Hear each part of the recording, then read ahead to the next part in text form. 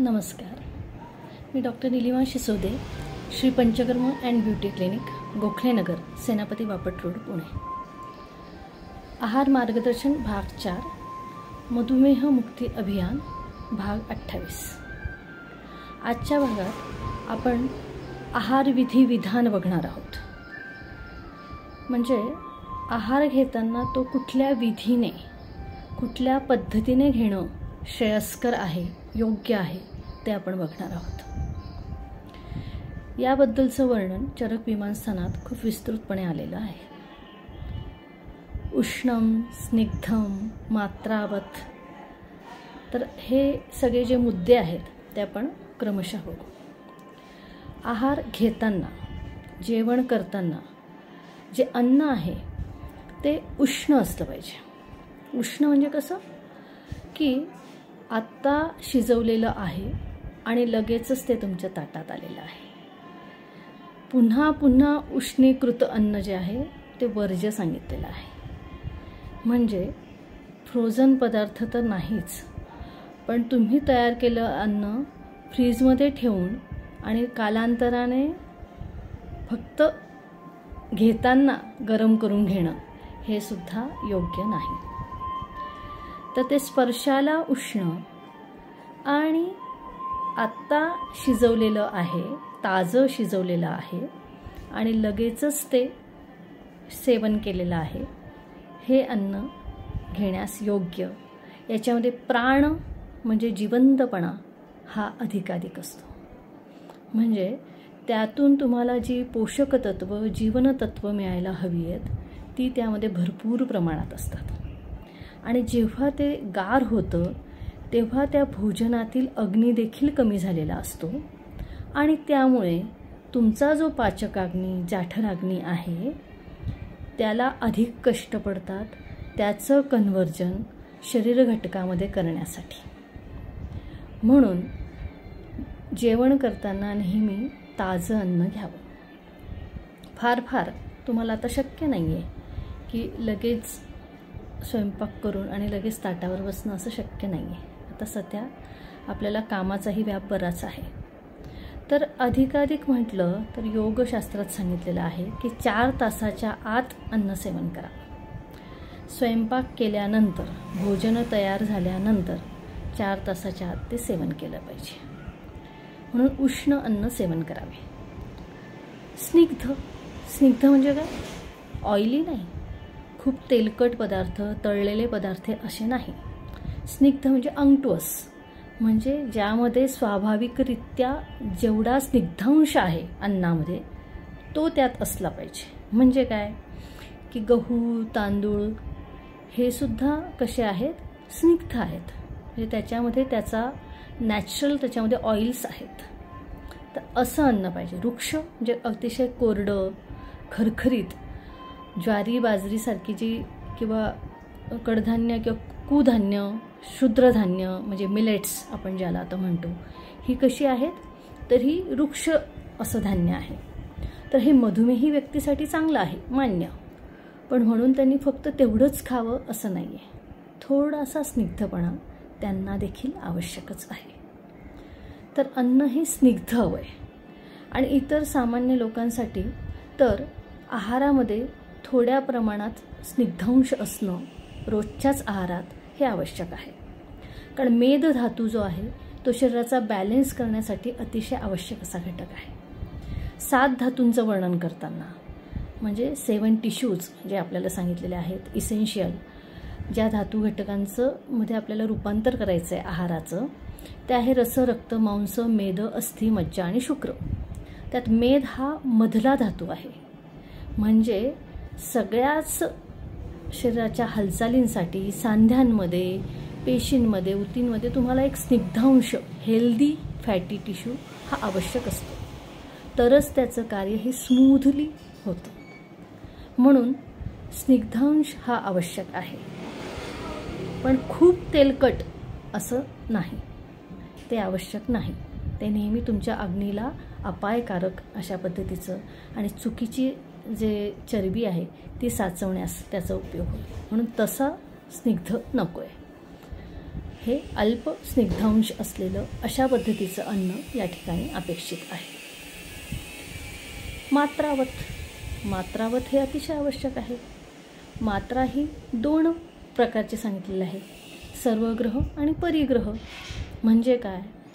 सर्वग्रह म्हणजे एका वेळी घ्यायचा तुमचा सर्व आहार जो आहे, एकंदर क्वांटिटी जी आहे ती त्याची प्रमाणात असली पाहिजे.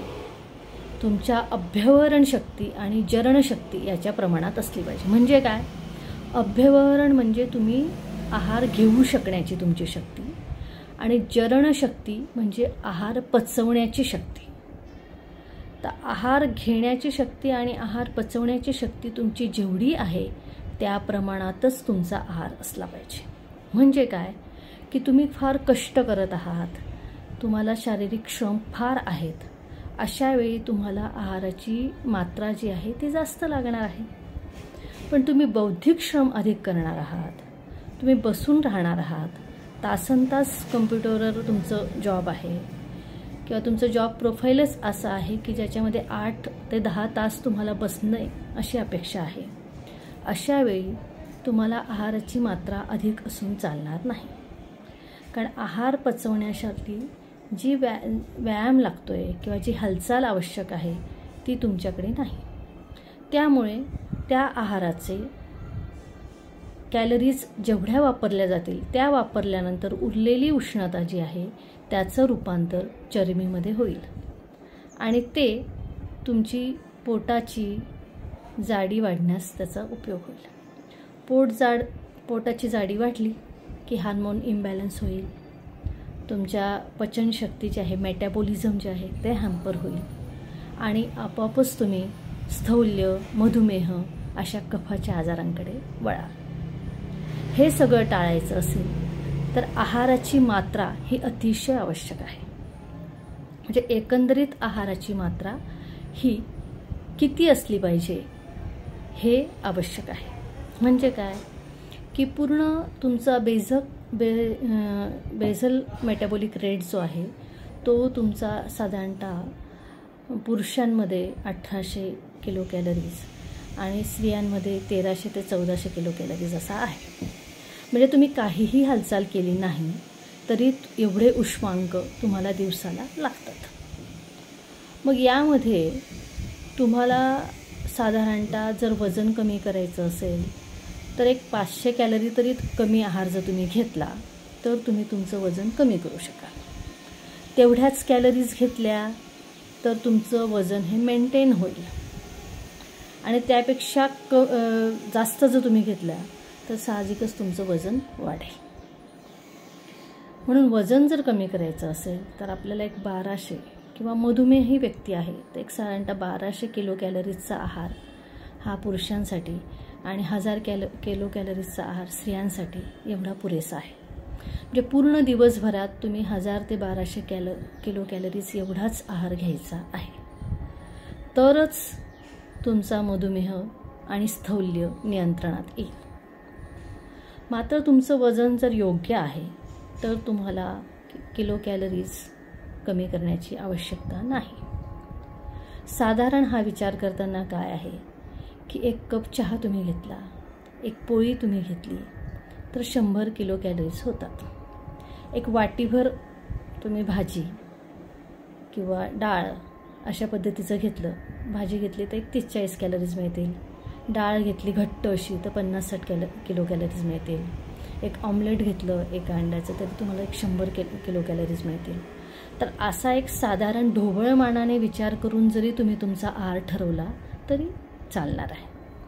सॅलॅड्स वगैरे आहेत ज्याच्यामध्ये फायबर्स खूप आहेत, असे पदार्थ तुम्ही घेतले तर त्याच्या किलो कॅलरीज कमी असतात.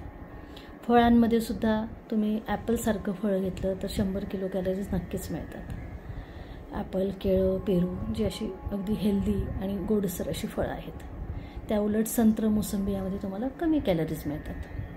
तर असा एक सर्वसाधारण विचार करून जर तुम्ही तुमच्या आहाराचं नियोजन केलं तर तुम्हाला नक्कीच हेल्थ मेंटेन करायला फायदा होईल. हे झालं सर्वग्रहबद्दल.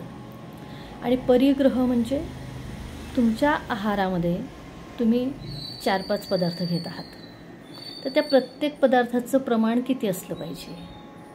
तुमच्या आहारामध्ये तुम्हाला सर्वसाधारण सांगितलं जातं, लहानपणी शाळेपासून तुम्ही शिकला आहात की एक साधारणतः 60 ते 65% कार्ब्स पाहिजे, एक 20% तुम्हाला 20 ते 30% तुम्हाला प्रोटीन्स पाहिजे आणि फॅट 10% पाहिजे, व्हिटॅमिन्स मिनरल्स तुम्हाला 10% पाहिजे.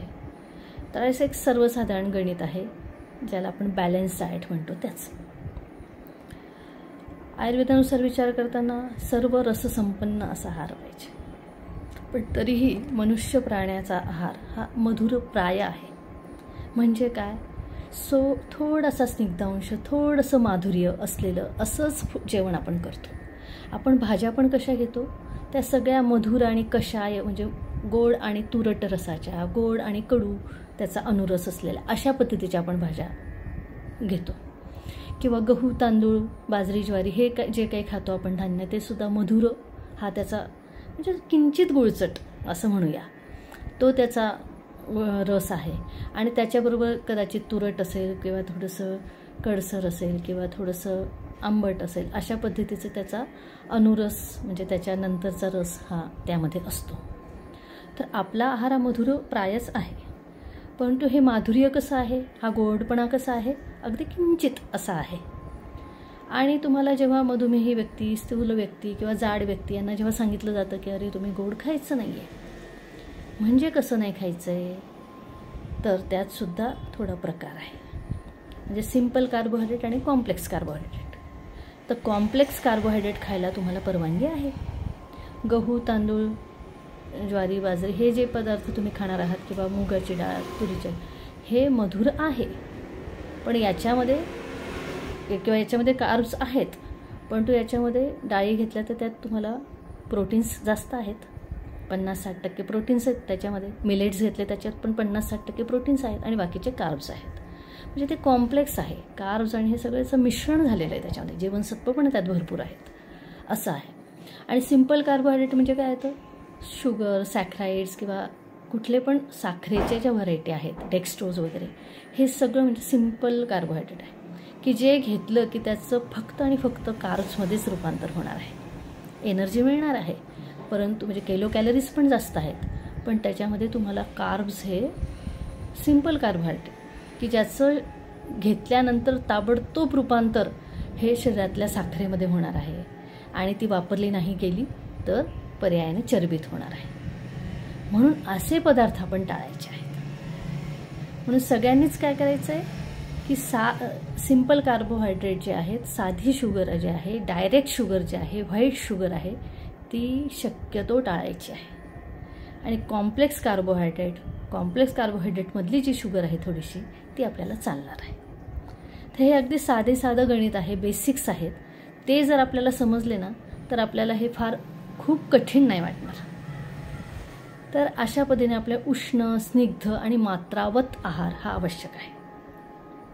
मात्रेमध्ये घेताना आपण त्याच्यामध्ये गोडाचं प्रमाण, आपल्याला वजन कमी करायचं, मग आपण गोडाचं प्रमाण कमी करणार.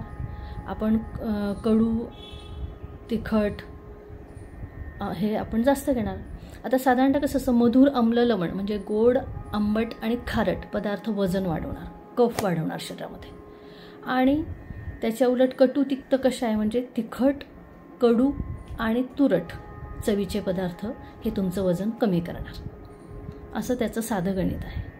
त्यामुळे तुमच्या शरीरामध्ये जो भाव जास्त आहे, वजन जास्त वाढलं आहे का, मग तुम्ही तर कडू आणि तिखट आणि कषाय, तुरट असे पदार्थ घ्या. तुमचं वजन कमी झालं आहे का, मग वजन वाढवायला हवं आहे, मग किंचित मधुर, आम्ल, लवण याच्याने तुमचं वजन वाढणार आहे. शरीरातलं पाण्याचं प्रमाण वाढतं. लवण म्हणजे खारटपणा जर असेल, खारट अन्न घेतल्याने काय होतं, शरीरातलं पाण्याचं प्रमाण वाढतं, वॉटर रिटेन्शन वाढतं, त्यामुळे तुम्हाला बल्कीनेस येतो थोडा.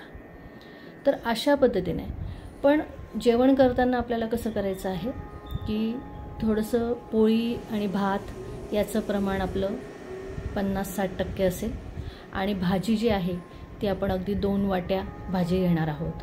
डाळ जी आहे ती पण आपण 2 वाट्या घेतली तर चालणार आहे.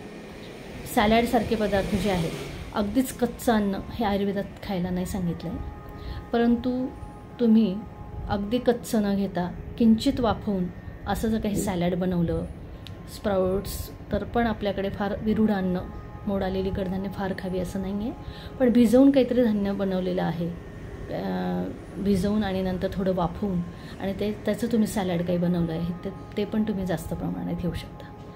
म्हणजे आहारामधला 40 ते 50% भाग हा तुमचा इतर गोष्टींचा असणार आहे आणि गहू, ज्वारी, बाजरी ह्याचं प्रमाण हे तुमचं अतिशय कमी असणार आहे. भात पण तुम्हाला शक्यतो टाळायचा आहे. का ते आपण नंतर जेव्हा एक एक डिटेल्स बघू तेव्हा सांगू. आता फक्त मी तुम्हाला भोजन घेण्याची विधी सांगते आहे. पण आपले मुद्दे फारसे काही झालेले नाही, 3च मुद्दे झालेत त्यातले. यात बरेच मुद्दे आहेत, पण ते आपण पुढच्या भागात बघूया. आजच्या भागात एवढंच. तुम्हाला जर हा व्हिडिओ आवडला असेल तर नक्कीच माझ्या चॅनलला सबस्क्राईब करा. यासारखे आणखीन व्हिडिओ पाहण्यासाठी तुम्ही चॅनलला सबस्क्राईब करा.